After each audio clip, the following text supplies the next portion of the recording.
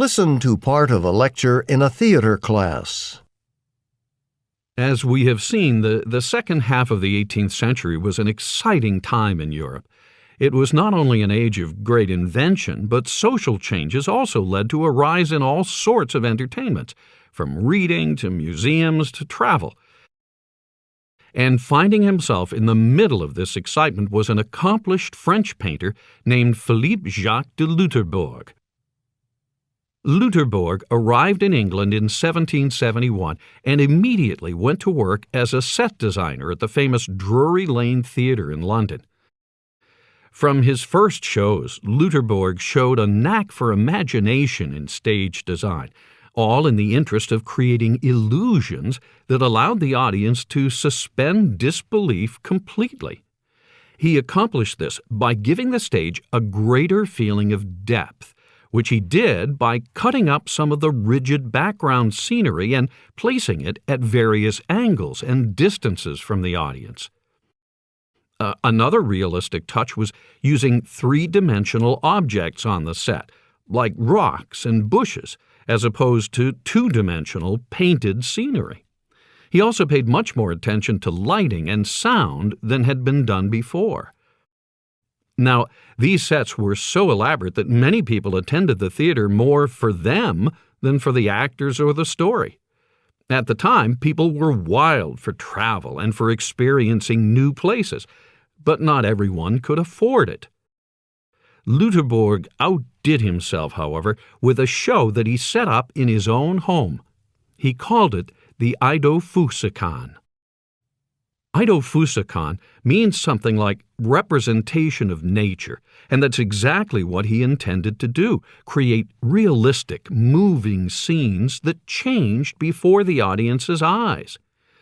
In this, he synthesized all his tricks from Drury Lane, mechanical motion, sound, light, other special effects to create, if you will, an early multimedia production. The Eidophusikon was Loutherbourg's attempt to release painting from the constraints of the picture frame.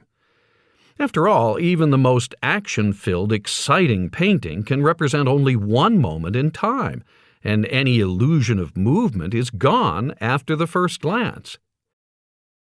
But Loutherbourg, like other contemporary painters, wanted to add the dimension of time to his paintings. You know, the popular thinking is that Loutherbourg was influenced by landscape painting. But why can't we say that the Eidophusikon actually influenced the painters? At the very least, we have to consider that it was more of a mutual thing. We know, for example, that the important English landscape painter Thomas Gainsborough attended almost all of the early performances, and his later paintings are notable for their increased color and dynamic use of light. Loutherbourg's influence on the theater, though, he was incredibly influential.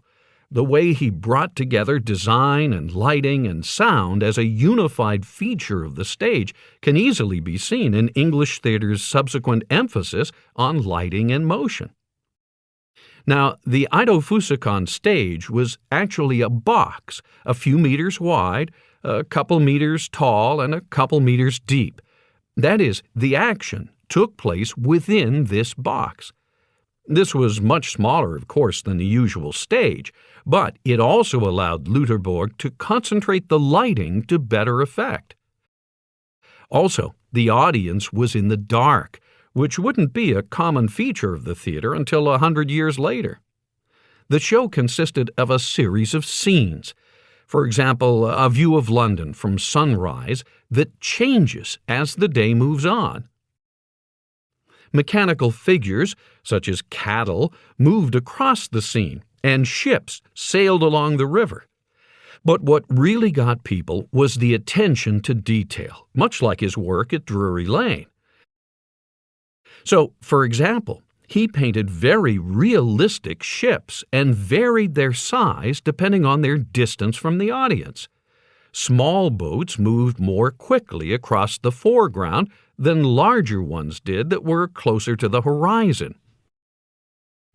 Other effects, like waves, were also very convincing. They reflected sunlight or moonlight depending on the time of day or night. Even the colors changed as they would in nature.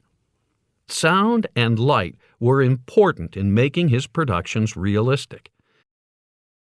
He used a great number of lamps, and he was able to change colors of light by using variously colored pieces of glass to create effects like passing clouds that subtly change in color.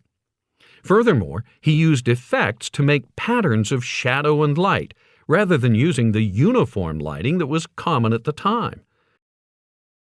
And many of the sound effects he pioneered are still in use today, like creating thunder by pulling on one of the corners of a thin copper sheet. One of his most popular scenes was of a storm.